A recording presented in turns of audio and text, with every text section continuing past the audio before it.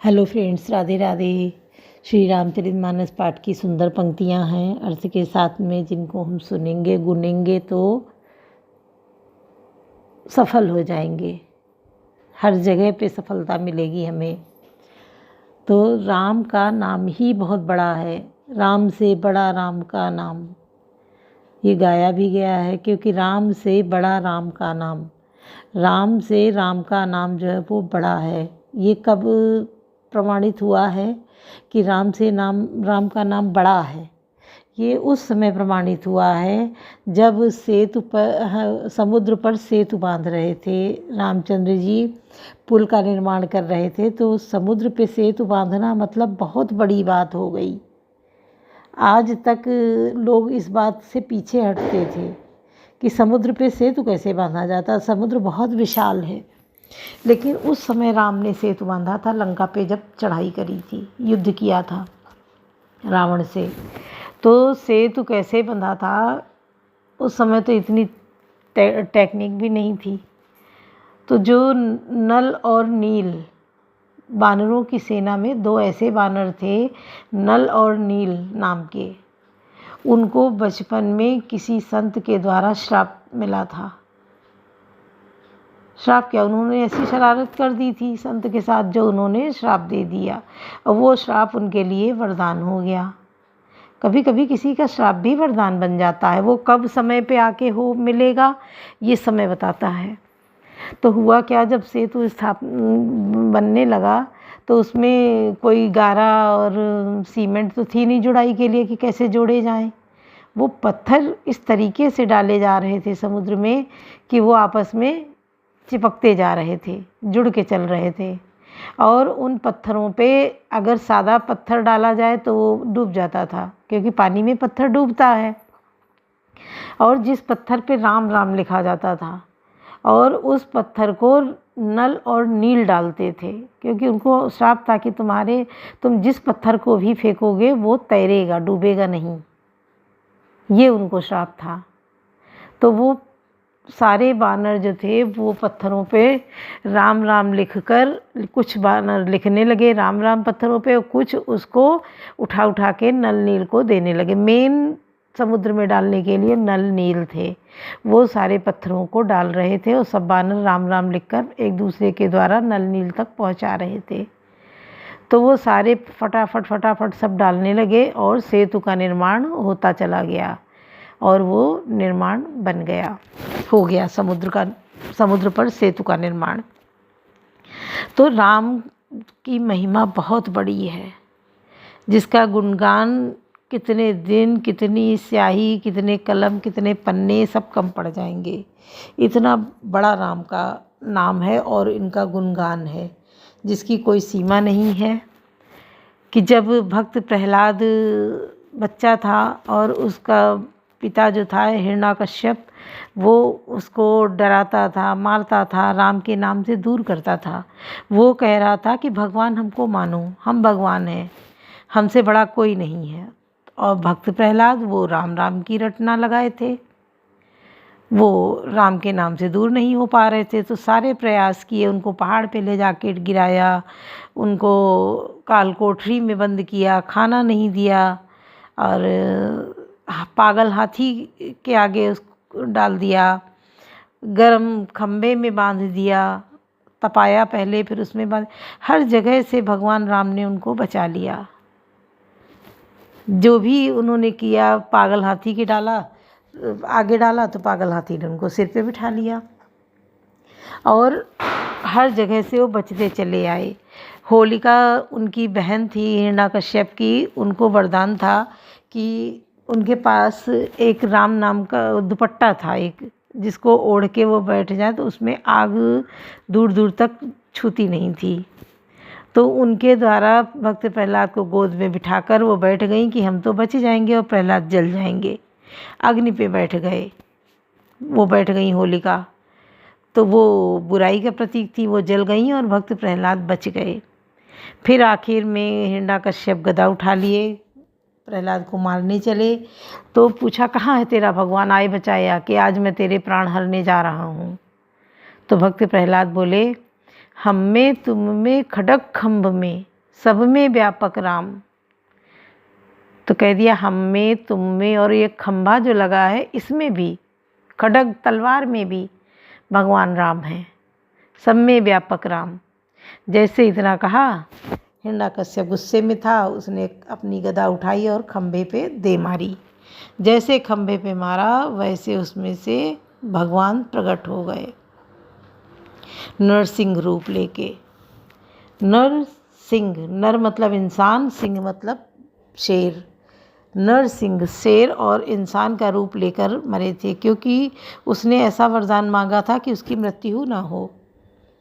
तो लेकर प्रकट हुए और हिरण्यकश्यप को मार दिया। अब इसकी भी कहानी हम अगले में बताएंगे कि कैसे मारा और क्यों नरसिंह रूप लेना पड़ा भगवान को। हिरण्यकश्यप को मारने के लिए उन्होंने ये रूप रखा। तो सुनिए, बहुत सुंदर वर्णन है। आप लोग सुनिए और शेयर करिए, कमेंट भी करिए। कवन सो काज कठिन जग माही, जो नहीं हो तात तुम पाही। मम पाछे धर धावत, धरे सरासन बान। फिर प्रभु बिलो कियो, धन्य नमो समान। कवन सो काज कठिन जग माही, जो नहीं हो तात तुम पाही। धनुष बाण धारण किए मेरे पीछे पीछे पृथ्वी पर पकड़ने के लिए दौड़ते हुए प्रभु को मैं फिर देखूंगा। मेरे समान धन्य दूसरा कोई नहीं है। तेई बन निकट दसानन गयो, तब मारीच प्रकट मृग भयऊ। अति विचित्र कछु बरन न जाई, जनक देह मन रचित बनाई। जब रावण उस वन के, जिस वन में श्री रघुनाथ जी रहते थे, निकट पहुंचा, तब मारीच कपट मृग बन गया। वह अत्यंत ही विचित्र था, कुछ वर्णन नहीं किया जा सकता। सोने का शरीर मणियों से जड़कर बनाया था। सीता परम रुचिर मृग देखा, अंग अंग सुमनोहर वेशा। सुनो देव रघुबीर कृपाला, यही मृग कर अति सुंदर चाला। सीता जी ने उस परम सुंदर हिरण को देखा, जिसके अंग अंग की छटा अत्यंत मनोहर थी। वे कहने लगी, हे देव, हे कृपालु रघुवीर, सुनिए, इस मृग की छाल बहुत ही सुंदर है। सत्य संध प्रभु बधि करिए ही, मानव चर्म काति वह देही। तब रघुपति जानत सब कारण, उठे हरसि सुर काजु समारन। जानकी जी ने कहा, हे सत्य प्रतिज्ञ प्रभु, इसको मारकर इसका चमड़ा ला दीजिए। तब श्री रघुनाथ जी मारीच के कपट मृग बनने का सब कारण जानते हुए भी देवताओं का कार्य बनाने के लिए हर्षित होकर उठे। मृग बिलो की कटि परि कर बांधा, कर तल चापर चिर सर सांदा। प्रभु लक्ष्मण ने कहा समझाई, फिरत विपिन निश्चर बहु भाई। हिरण को देखकर श्री राम जी ने कमर में फेटा बांधा और हाथ में धनुष लेकर उस पर सुंदर दिव्य बाण चढ़ाया। फिर प्रभु ने लक्ष्मण जी को समझाकर कहा, हे भाई, वन में बहुत से राक्षस फिरते हैं। सीता के रिप करे रखवारी, बुद्धि विवेक बल समय विचारी। प्रभु ही बिलो की चला मृग भाजी, धाये राम सरासर साजी। तुम बुद्धि और विवेक के द्वारा बल और समय का विचार करके सीता जी की रखवाली करना। प्रभु को देखकर मृग भाग चला। श्री रामचंद्र जी धनुष चढ़ाकर उसके पीछे दौड़े। नियत निगम नेति शिव ध्यान न पावा, माया मृग पाछे सो धावा।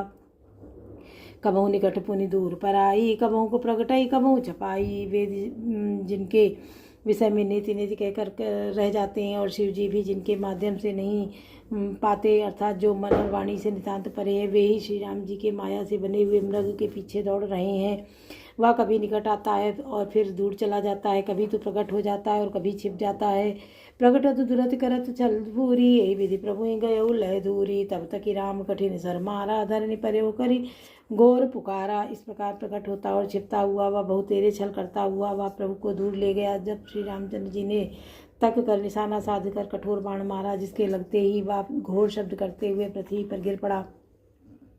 लक्ष्मण कर प्रथम ही लय नामा, पाछे सुमेरे से मन महु रामा। प्राण सजत प्रगटे निज देया, सुमेरे से राम समेत सनिया। पहले लक्ष्मण जी का नाम लेकर उसने पीछे से मन में श्री राम जी का स्मरण किया। प्राण त्याग करते समय उसने अपना राक्षसी शरीर प्रकट किया और प्रेम से श्री राम जी का स्मरण किया। अंतर प्रेम तासु पहचाना, मुनि दुर्लभ गति दीन सुजाना। सुजान सर्वज्ञ श्री राम जी ने उसके हृदय के प्रेम को पहचान कर उसे वह गति परम पद दी जो मुनियों को भी दुर्लभ है। कवन सुकाज कठिन जग माही, जो नहीं हो तात तुम पाही।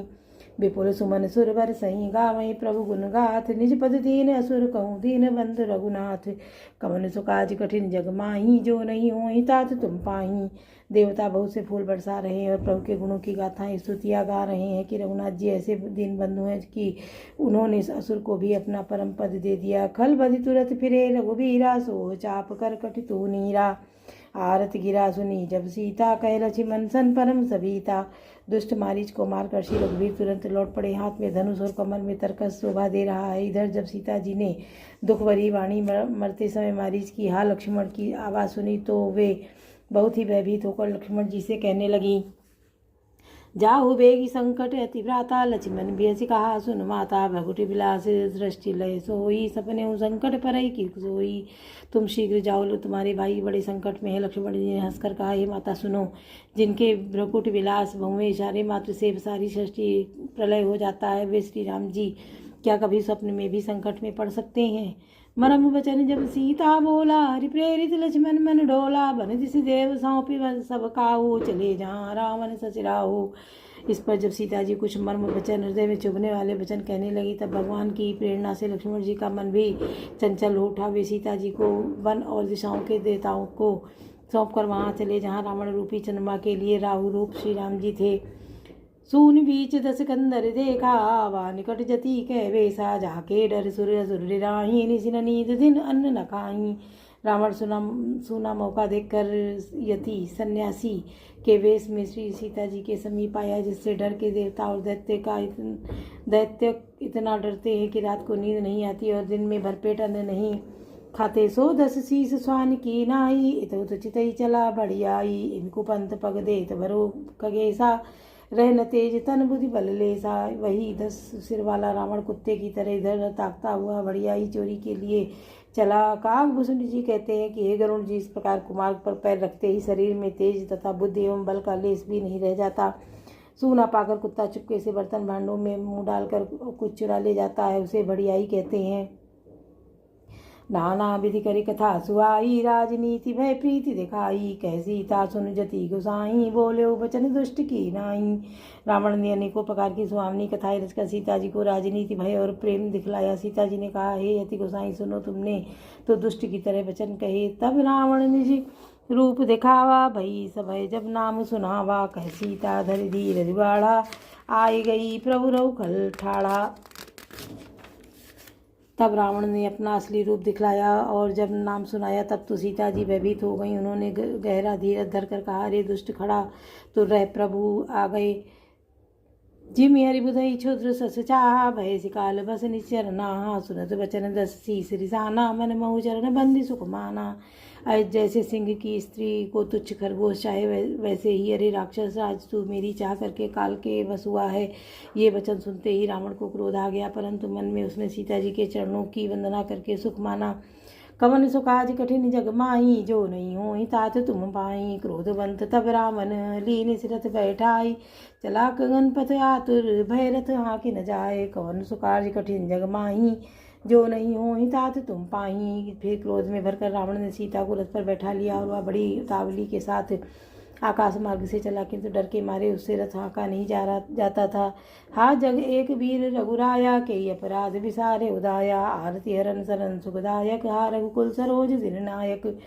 सीता जी की विलाप कर रही थी, हा जगत के अद्वितीय वीर रघुनाथ जी, आपने किस अपराध से मुझ पर दया भुला दी है। हे दुखों के हरने वाले, हे शरणागत को सुख देने वाले, हा रघुकुल रूपी कमल के सूर्य, हा लक्ष्मण तुम्हारे नहीं दोषा। सो फल पायो की न्यू रोसा, विविध विलाप करति भय देही, भूरि कृपा प्रभु दूरि सनेही। हा लक्ष्मण तुम्हारा दोष नहीं है, मैंने क्रोध किया उसका फल पाया। श्री जानकी जी बहुत प्रकार से विलाप कर रही हैं। हाय प्रभु की कृपा तो बहुत है, परंतु वे स्नेही प्रभु बहुत दूर रह गए हैं। विपति मोहनी को प्रभु ही सुनावा, पुरोडास जय राभस रासव खावा। सीता कह विलाप सुनि भारी, भय चराचर जीव दुखारी। प्रभु को मेरी यह विपत्ति कौन सुनावी, यज्ञ के अन्न को गधा खाना चाहता है। सीता जी का भारी विलाप सुनकर जड़ चेतन सभी जीव दुखी हो गए हैं। गीधराज सुनिया रतबानी, रघुकुल तिलक नारी पहचानी। अधम निशाचर लीने जाई, जिमिलम मलेच्छ बस कपिला खाई। गिरधराज जटायु ने सीता जी की दुर्भरी वाणी सुनकर पहचान लिया कि ये रघुकुल तिलक श्री रामचंद्र जी की पत्नी है। उसने देखा कि नीच राक्षस इनको बुरी तरह लिए जा रहा है, जैसे कपिला गाय मलेच्छ के पाले पड़ गई हो। सीते पुत्री करसि जनित्रासा, करियो जातु दान करनासा। धावा क्रोधवंत खग, कैसे छूटई पवि पर्वत कहूँ। जैसे वह बोला, हे सीते पुत्री भय मत कर, मैं इस राक्षस का नाश करूँगा। यह कहकर वह पक्षी क्रोध में भरकर कैसे दौड़ा, जैसे पर्वत की ओर वज्र छूटता हो। रे दुष्ट ठाड़ किनि होई, निर्भय चले न जाने मोही। आवत देखी कृतांत समाना, फिर 10 कंधर कर अनुमाना। उसने ललकार कर कहा, रे दुष्ट खड़ा क्यों नहीं होता, निडर होकर चल दिया मुझे तूने नहीं जाना। यम को उसको यमराज के समान आता हुआ देखकर रावण घूमकर मन में अनुमान करने लगा कि मैं नाक की खगपति होई, मंबल जान सहित पति सोई। जाना जरठ जटायु हुए, या मम कर तीरथ चाण देया। या तो मैनाक पर्वत है, या पक्षियों का स्वामी गरुण, पर वह गरुण तो अपने स्वामी विष्णु सहित मेरे बल को जानता है। कुछ पास आने पर रावण ने उसे पहचान लिया और बोला, या तो बूढ़ा जटायु है, या मेरे हाथ रूपी तीर्थ में शरीर छोड़ेगा। सुनत गीध क्रोधा तुर धावा, कह सुन रावण मोर सिखावा। तज जानकी कुशल गृह जाऊ, नाहित अस होई बहुबाहु। या सुनते ही गीध क्रोध में भरकर बड़े वेग से दौड़ा और बोला, रावण मेरी खिसियावन सुन, जानकी जी को छोड़कर कुशल पूर्वक अपने घर चला जा, नहीं तो ये बहुत भुजाओं वाले ऐसा होगा कि राम रोज पावक अति घोरा, होई सकल जलब कुल तोरा। उतरुन देत दसानन जोधा, तबहि गीध धावा करि क्रोधा। श्री राम जी के क्रोध रूपी अत्यंत भयानक अग्नि में तेरा सारा वंश पतिंगा होकर भस्म हो जाएगा। योद्धा रावण कुछ उत्तर नहीं देता, तब गीध क्रोध भर के करके दौड़ा। धरि कछ बिरथ कीन वहीं गिरा, सीतहि राखी गीध पुनि फिरा। बहुत चोचन मारी बिदारिस देही, दंड एक भई मूर्छा लेई। घुर जाते ही उसने रावण के बाल पकड़कर उसे रथ के नीचे उतार लिया। रावण पृथ्वी पर गिर पड़ा। गीध सीता जी को एक ओर बैठाकर फिर लौटा और चोक उससे मार मारकर रावण के शरीर को विदीर्ण कर डाला। इससे उसे एक घड़ी के लिए मूर्छा हो गई। तब सक्रोध निश्चर खिसियाना, काढ़े से परम कृपाल कृपाना। काटे से पंख पर आखग धरणी, सो मेरे राम करी अद्भुत करनी। तब खिसियाए हुए रावण ने क्रोधयुक्त होकर अत्यंत भयानक कटार निकाली और उससे जटायु के पंख काट डाले। पक्षी जटायु श्री राम जी की अद्भुत लीला का स्मरण करके पृथ्वी पर गिर पड़ा। सीतहि जान चढ़ाई बहोरी, चला उताइल त्रास न थोरी। करत बिलाप जाति नव सीता, व्याध विवश जनु मृगी सभीता।